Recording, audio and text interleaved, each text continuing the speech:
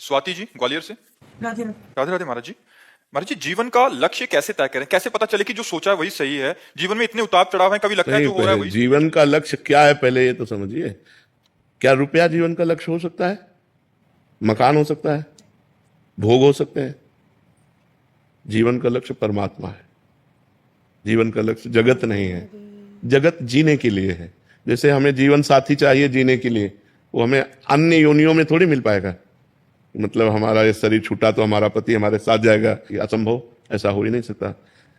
रुपया bank balance यहीं रह जाएगा, मकान यहीं रह जाएगा, जो आपकी पढ़ाई लिखाई पद है वो यहीं रह जाएगी, विस्मृत हो जाएगी शरीर छूटते ही।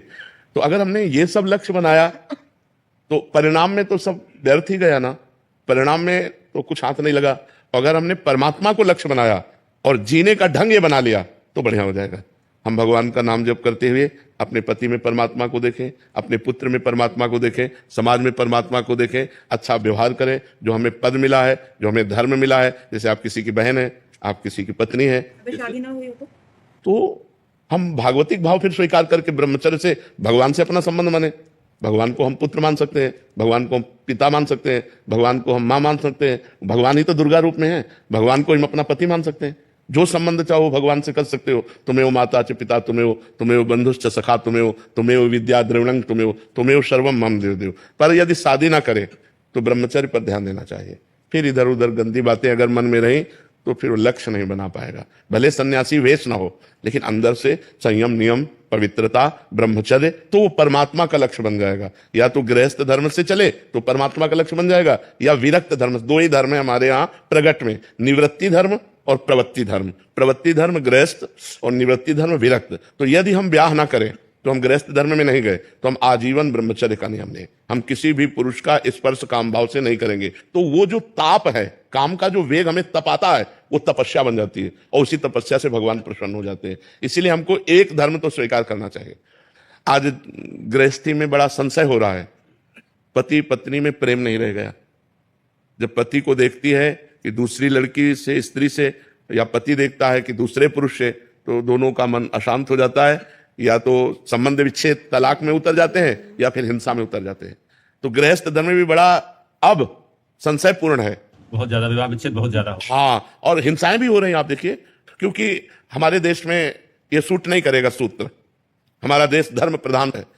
ये विदेश में चलेगा, भारत में नहीं चलेगा। विदेश में ऐसा होता होगा, भारत में नहीं चलेगा। तो अब भारत में दो मार्ग बनाए गए हैं, एक प्रवृत्ति मार्ग धर्म ग्रंथों के द्वारा, और एक निवृत्ति मार्ग। यदि हम प्रवृत्ति में जाएं तो एक पुरुष को पति रूप में स्वीकार कर धर्म पूर्वक आजीवन, एक पत्नी को स्वीकार करके धर्म पूर्वक आजीवन प्यार में जीवन व्यतीत करें, यह हमारा सनातन धर्म कहता है। और यदि हमने ब्याह नहीं किया तो फिर हमें ब्रह्मचर्य से रहना चाहिए। तो यदि हम ब्याह ना करें तो ब्रह्मचर्य से रहें, अपने जीवन को पवित्र करके भगवान के चरणों में समर्पित कर दें। जैसे भीष्म जी ने अंतिम समय भगवान श्री कृष्ण से कहा, हे श्री कृष्ण, ये मेरी बुद्धि रूपी कुंवारी कन्या आज तक किसी का वर्ण नहीं किया, अब अंतिम समय है, हे श्री कृष्ण, मेरी इस बुद्धि को आप स्वीकार करें, क्योंकि आज तक मेरी बुद्धि कभी विषयों में दूषित नहीं हुई। ये पतिव्रता है, आप इसे स्वीकार करें। तो हम अपने जीवन रूपी धरोहर को, ये धरोहर है भगवान की, यदि हम ब्याह ना करें तो इसे ब्रह्मचर्य से पवित्र रखते हुए भगवान के चरणों में समर्पित कर दें। भले भेष ना बदले, लेकिन उद्देश्य तो बदल ही जाना चाहिए। अगर उद्देश्य न बदला तो ब्याह करने का मतलब फिर क्या रह गया? ना आप गृहस्थी रह गए, ना आप विरक्ति रह गए, तो ना इधर के ना उधर के, दोनों तरह से चले गए। गृहस्थी में कम से कम एक धर्म का पालन, विरक्ति में अपने धर्म का पालन। तो जो पुरुष या जो स्त्री ब्याह ना करे, उसे ब्रह्मचर्य का आश्रय लेकर, भले समाज में रहे, ब्रह्मचर्य का आश्रय लेकर पवित्र जीवन व्यतीत करते हुए समाज सेवा करनी चाहिए।